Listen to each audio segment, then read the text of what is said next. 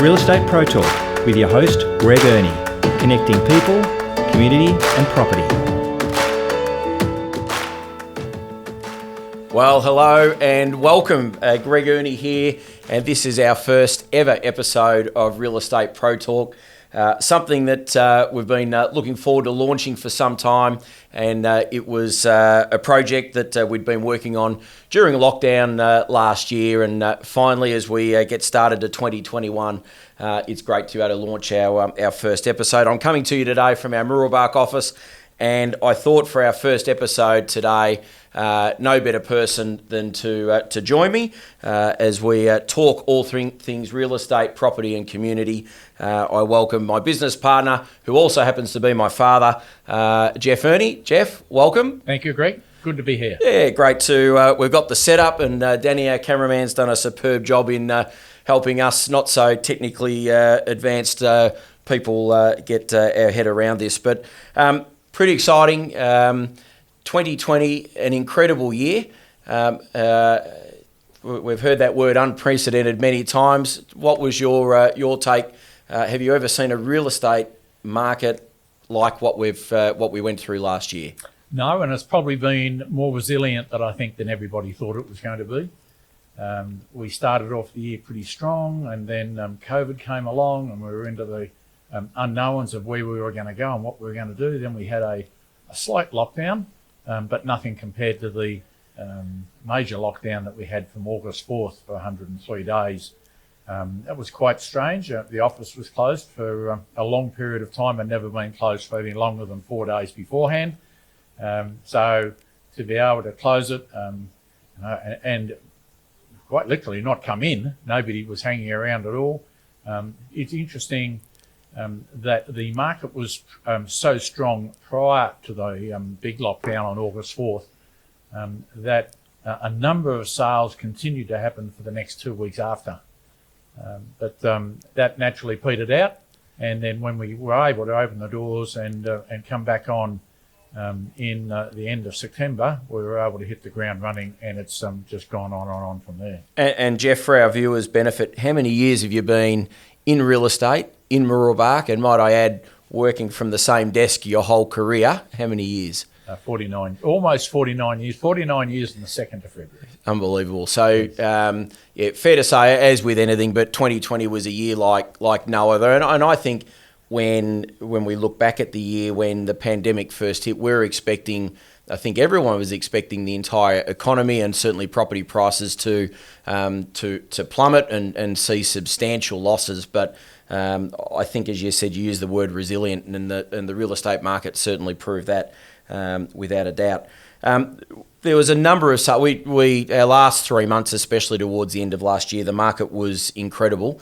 High-end sales, that was probably something that really stood out to us. Yes, and in one particular week there, I think that we sold 12 or 13 properties, and there were 5 of them over $1 million, which is for coming out of what we'd had in the pandemic, to be able to find so much interest. And even at the weekend, or this week when we did our figures, I think there was still over 20 inspections that we had above that $1 million range. Correct. So the activity in the higher end of properties has been extremely well. Yeah, and I think, you look at it and you think, well, maybe is it that COVID during lockdown, people were thinking, well, gee, I'm going to be spending more time at home, and I'm going to be now working from home rather than going into the office, or perhaps they've been locked up or cooped up in a smaller property. The higher end sales absolutely were, we had sales in at the 2.3 and just under 2 million and 1.4, and the sale results and the interest was incredible. Yes. The big question, I guess, that everyone wants to know, we're now at the start of a new year, the market, where do you see it headed for the year ahead? Well, so far we've taken off with a reasonable amount of activity. That's just being held back simply because of the lack of stock, which is usual for this time of the year. Always we made sales on Christmas Eve and New Year's Eve, and that has never failed to happen in all the years that I've been doing real estate. And in fact, we actually it was 23 sales that we did from, I think, the 22nd of December through to back to our first sales meeting, which I think was around the 5th or 6th or something like that. So that was amazing activity. Yes. And we've always opened between Christmas and New Year. We've never closed any longer than the main days. And we find that that's always a very productive time. And we'll continue to do that for the years to come, simply because people still have real estate needs. And also for the residential rentals and commercial industrial. We had people on deck here all the time. People are still moving, and just because it's Christmas, they still got to be able to make sure they've got a roof over their head and got somewhere to move to. When the school kids go back, they've either established a rental property for them, or otherwise they may have purchased another property with settlement sometime in the new year. And I'm glad you brought that up about the rental side, the residential rental, but also the commercial. Probably just to touch on the residential rental, how did that perform last year? Because in a city, from what I'm reading, and even in the Herald Sun this week, their vacancy rates are substantial, anywhere from 6 to 10% vacancy rate, and even I'm hearing rents have reduced by up to 10% in a city. But out here, how have we found it? Yes, we've just been just the opposite. They've been hit in town by the lack of Airbnb tenants, you could say, or stayers, and also no overseas students. I really feel sorry for them. Through no fault of any of the owners in town themselves, but you're quite right. They have dropped down their rents by 10, 15%, some of them. This is not unusual, because I have seen this happen before when there's been an oversupply of apartments come on the market. And in times, probably be 8 or 9 years ago, landlords were offering all sorts of incentives, whether they're going to give the tenants 6 months gift voucher or vouchers down at the coffee shop, giving them a white appliance to be able to move in, anything to be able to get some activity and some rent coming in for their property. But one of the people that I knew that was working in an agency down in town, they had 35 properties coming available. Wow. Now, we generally have got, and that, as you said, 6, 8, 9% vacancies.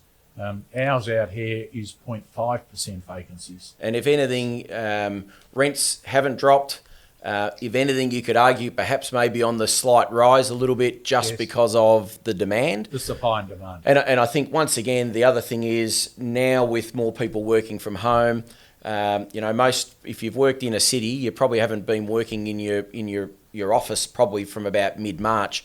So once again, I think a lot of people are looking at it and going, well, gee, do I rent in a city? I don't work in town as much now, or do I move out this way? So it's quite incredible, the change. Yes. And that's reinforced, I think, the changes to bigger homes. People that were couldn't go into the city to work, they had to work from home. Well, they were actually doing it in their master bedroom. So to be able, and then the kids are underfoot, they had to be able to close doors, so they're given an opportunity to think, well, perhaps this is the way for the future, and we'll be able to work from home and not have to go into the city every day, which is a whole change of attitude and a whole change of people, the vibrance of the city, I think. Yeah, just society in general, Yes, living, isn't it? is. A real change. And the commercial side, they were, severely affected. Commercial landlords, obviously the commercial tenants were, due to shutdowns and reduced income. How's that space travelling now? It's a little bit better. It'll just take some time, I think, to be able to build back up momentum. I just feel so sorry for many business owners who have worked their heart out for so many years, and through no fault of their own, their markets have dried up. I don't think they'll have the energy to be able to come back and to reopen a business or try to reopen a business. It's one, the energy, and secondly, the funds. Yep. Because they've always had some obligation in the way of rent to be able to pay, if not usually outgoings. There has been owners that actually rely on that money. So it's a double banger. The poor tenants are copying it, but the owners are, through absolutely no fault of anybody's, but that's just the way that it's been. So Russell and Julie in the commercial and industrial, I have to say, I think Russell, he had a full hair of hair, but it has been falling out fairly quickly. And poor Jules is, because after every change, they had to adapt, and they had either a tenant calling and saying, I just can't pay any rent, and then the landlord saying, but I need the rent, what are we going to do? So there has been some changes in how they can handle all those things with the law, and we can only hope that as things do start to improve, that there will be some activity come back, and we will get back to perhaps some sort of normality. Yes, and I think provided we don't go into another lockdown, that overall the general confidence seems to be out there, or certainly as far as real estate, and from a lot of generally most people I'm talking to in the business sector, they seem to be travelling okay. I think probably in a city, I just think of the poor cafe owner or the restaurant owner in a city where all of the workers aren't at the moment. I think if there's going to be a change economically, it will unfortunately start from the city and come out, but hopefully there's not. And look, coming back to our local real estate area, I think we're fairly well placed that so many people, I believe, will be looking to move out. I think of it, if you could buy a townhouse in at Mitcham for $1 million and you don't need to live closer to the city now, all of a sudden it might be that you think, well, I can buy a $1 million home out in Mooroolbark or Lilydale or Mount Evelyn, have a backyard, a few gum trees, and be on the footsteps to the Yarra Valley. So I think we're pretty well placed for the market going forward. Yes, in addition to the cafe owners, etc., and the entertainment industry, the poor travel agents are absolutely. There's hardly an horizon out there that at this stage, and I can't see when that's going to come back. Correct. The final thing, Jeff, towards the end of last year, and I'll just hold it up, but we will put it on screen. You launched your book that it's titled "From Farms to Suburbia: The Development of Mooroolbark." Do you want to tell us a little bit about that? And we'll put some images up on the screen for the viewers so they can see what it is you're sharing. Yeah. So. Over the years, and bearing in mind the office has been here since 1962, we collected a whole lot of brochures and we just put them into a filing cabinet, put them in, thinking someday we're going to do something with these. And 5 years ago, I thought, well, I'm probably not getting any younger. I better start to do with something with this. So I gave them to a local chappie, Brian Dalton. Brian did a huge amount of work in trying to collate them to put together. He had a number of interviews with me to be able to find out a bit about the company and how long we've been here and over the growth and the development of the business. And we got to the point then that we needed to be able to take it from where we were in a rough draft form to actually print that we have here today. So a local identity, Steve Wyatt, suggested I contact Anthony McAleer. He was proficient in writing a number of books. And so I rang Anthony, and Anthony jumped at the chance. And it's fair to say that a lot of the early research and of the area, Anthony looked after that, and I provided probably the material from about the 1960s onwards. And one of the things, Jeff, that probably blew me away, it was at the launch, when we launched it just at Hookie Park in Mooroolbark, or you launched it, and Anthony spoke, and it's in the book there. I can't think of the period of time, you might know, but there was a space of over 10 years where Mooroolbark went from literally a couple of thousand people to, I don't know whether you know the numbers, but it was incredible Yes. just how quick it changed in a 10-year period. It just blossomed, and that was largely due to lots of the English migrants coming out here.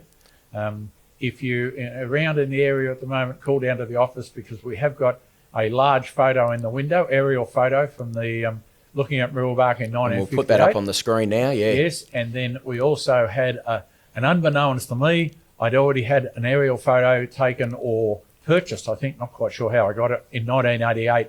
And that just shows what the change in the population, the density of Mooroolbark happened in that time. Yep. I was down here on Sunday a couple of weeks ago, and there's people out there trying to be able to find out where their house is and just get the bearing. So if you do have an opportunity, it's absolutely an opportunity to see the growth of our area and to be able to come out and try to pick where you were in the paddocks or where you are in the paddocks now. Yes. Or maybe even pick your home if it was built before 1988. And if anyone wants to buy a book, obviously they can pop into our office here at Mooroolbark. And what's the cost of them?